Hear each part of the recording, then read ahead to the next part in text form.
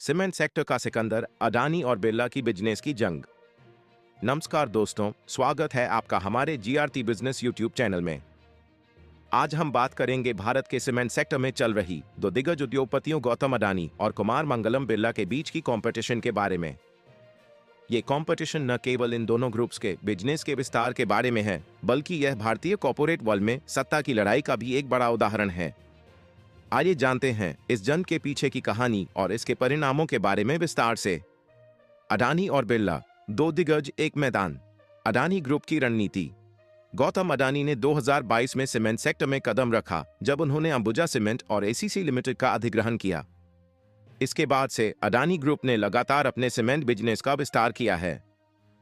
Adani group की रणनीति है कि वे जिस भी सेक्टर में प्रवेश करते हैं वहां हावी होने की कोशिश करते हैं और कंपेटिटर से युद्ध स्तर पर मुकाबला करते हैं। बिरला ग्रुप की बादशाहत। आदित्य बिरला ग्रुप की कंपनी अल्ट्राटेक सीमेंट लंबे समय से सीमेंट सेक्टर में बादशाहत रखती है। अल्ट्राटेक सीमेंट ने पिछले 2 सालों में 6 बड़े अधिग्रहण किए हैं और अब इंडिया सीमेंट का एक्विजिशन करने जा रही है।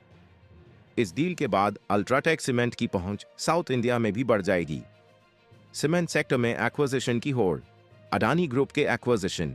अडानी ग्रुप ने 2022 में अंबुजा सीमेंट और एसीसी लिमिटेड का एक्विजिशन करके सीमेंट सेक्टर में कदम रखा। इसके बाद से उन्होंने लगातार 4 बड़े अधिग्रहण किए हैं और उनका लक्ष्य है कि 2028 तक सीमेंट प्रोडक्शन को दोगुना करके 140 मिलियन टन कर दिया जाए। अडानी ग्रुप की यह आक्रामक रणनीति ने बिरला ग्रुप को भी अपने विस्तार की दिशा में कदम उठाने के लिए मजबूर कर दिया है। बिरला ग्रुप का विस्तार। बिरला ग्रुप ने इंडिया सीमेंट में 32.7% हिस्सेदारी खरीदने के लिए 3,954 करोड़ रुपए का ऑफर दिया है।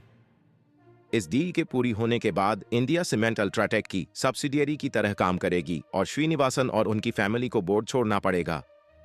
इस एक्विजिशन के बाद अल्ट्राटेक की पहुंच साउथ इंडिया में और भी बढ़ जाएगी। कंपटीशन की वजह। इंफ्रास्ट्रक्चर प्रोजेक्ट्स और सरकारी योजनाएं।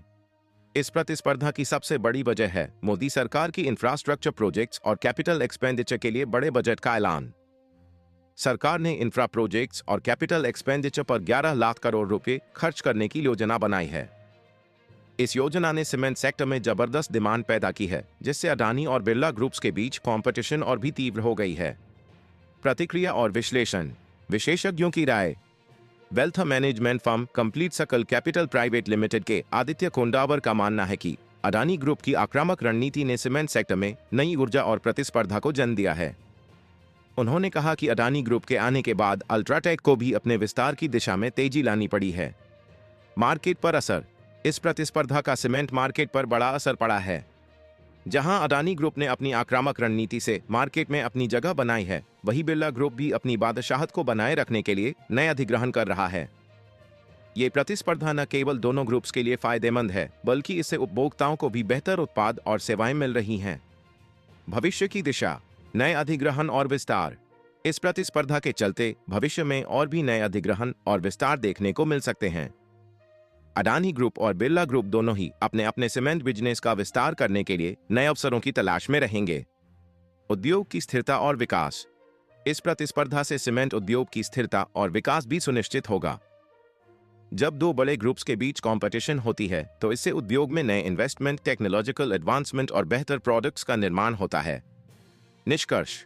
तो दोस्तों, ये थी सीमेंट सेक्टर में अडानी और बिरला ग्रुप्स के बीच चल रही प्रतिस्पर्धा की कहानी। ये प्रतिस्पर्धा न केवल भारतीय कॉर्पोरेट वर्ल्ड के लिए महत्वपूर्ण है, बल्कि इससे उपभोक्ताओं और उद्योग को भी बड़े लाभ हो सकते हैं। हमें उम्मीद है कि इस कंपटीशन से सीमेंट सेक्टर में और भी नए अवसर और विकास की संभावनाएं पैदा होंगी। हम उम्मीद करते हैं कि आपको यह जानकारी उपयोगी लगी होगी। अगर आपको यह वीडियो पसंद आई हो तो इसे लाइक और शेयर करना ना भूलें। हमारे चैनल को सब्सक्राइब करें और बेल आइकन को दबाएं ताकि आपको हमारी हर नई वीडियो की जानकारी मिलती रहे। धन्यवाद।